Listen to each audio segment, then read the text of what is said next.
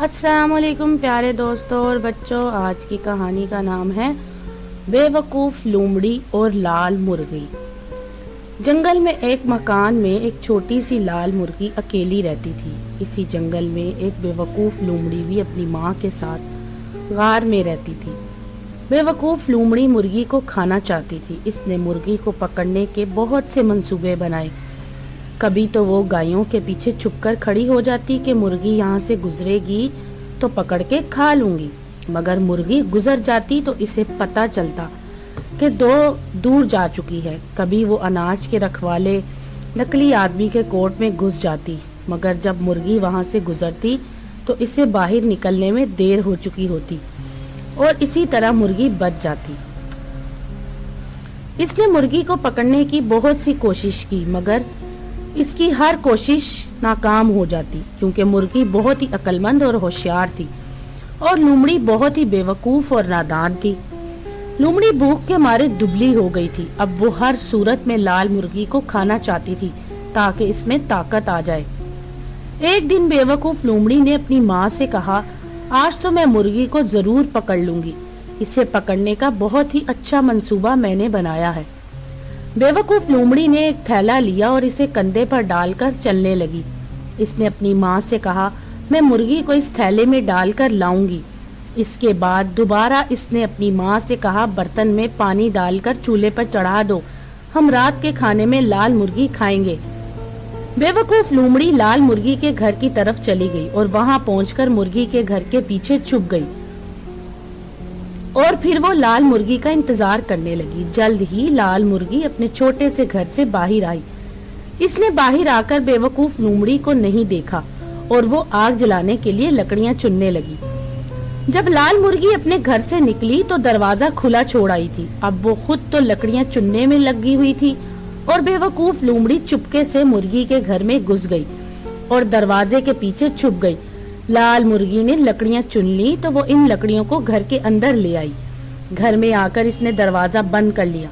जैसे ही इसने दरवाजा बंद किया तो इसने लोमड़ी को देख लिया, क्योंकि वो तो दरवाजे के पीछे ही छुपी हुई थी। लोमड़ी को देखते ही बेचारी मुर्गी डर गई। इसने लकड़ियां फेंक दी। लोमड़ी के हमला करने से पहले ही मुर्गी उठकर छत की शतीर पर चढ़ गई। जब लाल मुर्गी छत की इस ऊंची लकड़ी पर चढ़ गई तो इसने अपने आप को बहुत ही महफूज कर लिया। इसे पता था कि लोमड़ी लकड़ी नहीं चढ़ सकती। मुर्गी ने कहा, हाँ लोमड़ी, तुम मुझे पकड़ नहीं सकती। अब बेहतर ये है कि तुम अपने घर चली जाओ। बेवकूफ लोमड़ी ने कहा, अब तो मैं तुम्हें नहीं पकड़ सकती, इस बात को हम फिर देखेंगे। ये कहकर बेवकूफ लोमड़ी फौरन अपनी दुम खींचने लगी और दायरे में घूमने लगी। लाल मुर्गी ने ऊपर से नीचे देखा तो लोमड़ी बगैर के दायरे में घूम रही थी। अब जिस तरफ लोमड़ी जाती इसी तरफ मुर्गी देखती, और इसको तो मालूम है कि अगर कोई गोल दायरे में घूमे और दूसरा इसको घूमते देखे तो देखने वाले का सर चकराने लगता है। तो यही मुर्गी के साथ हुआ और इसका सर चकराने लगा। आखिर वो चक्कर खाकर ऊंचे शतीर से नीचे गिरने लगी।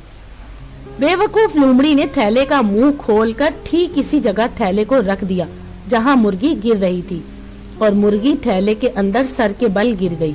अब इसका सर नीचे और टांगे ऊपर थी। लोमड़ी ने लाल मुर्गी को थैले में देखा तो कहा, हाँ, कौन कहता है कि मैं तुम्हें नहीं पकड़ सकती। बेवकूफ लोमड़ी ने थैले कंधे पर डाला और अपने गार की तरफ चल दी। काफी चलने के बाद लोमड़ी थक गई तो वो आराम करने के लिए रुक गई। ये बहुत गर्म दिन था और बहुत ही गर्मी पड़ रही थी। थकन की वजह से लोमड़ी को लेटे लेटे नींद आ गई और वो गहरी नींद सो गई। लाल मुर्गी ने थैले के अंदर से सर बाहर निकालकर देखा तो लोमड़ी को सोता पाया। ये देखकर मुर्गी आहिस्ता से थैले में से निकल गई और फिर इसने कुछ दूर पत्थर देखे तो इसने ये पत्थर थैले में डाले और खामोशी के साथ अपने घर को भागी।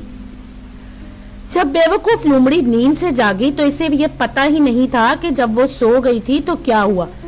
इसने थैला उठाया, इसे कंधे पर डाला तो वो बहुत भारी लगा। लोमड़ी ने अपने आप से कहा, ये थैला तो पहले से ज्यादा भारी हो गया है। जब वो लोमड़ी गार में पहुंची तो खुशी से चीखते हुए अपनी माँ से बोली, आखिर मैंने लाल मुर्गी को पकड़ ही लिया। کیا پانی ابل گیا ہے؟ ماں نے کہا پانی تو ابل چکا ہے۔ تب بیوقوف لومڑی نے تھیلے کا منہ کھول کر تھیلے کے اندر بغیر دیکھے اس کو ابلتے پانی کے برتن کی طرف کر دیا۔ بڑے بڑے پتھر ابلتے پانی میں گرے اور چینٹے اڑنے لگے۔ چینٹے اتنی تیزی سے اس پر گرے کہ بیوقوف لومڑی اور اس کی ماں دونوں بری طرح جل گئے اور ساتھ ہی تڑپ تڑپ کر مر گئے۔ اس کے بعد سے لال مرغی بڑی خوشی اور آرام سے اپنے گھر میں رہنے لگی۔ اب اسے لومڑی کا ڈر بھی نہیں تھا جو اچانک اسے آ کر پکڑ کر کھا لے گی۔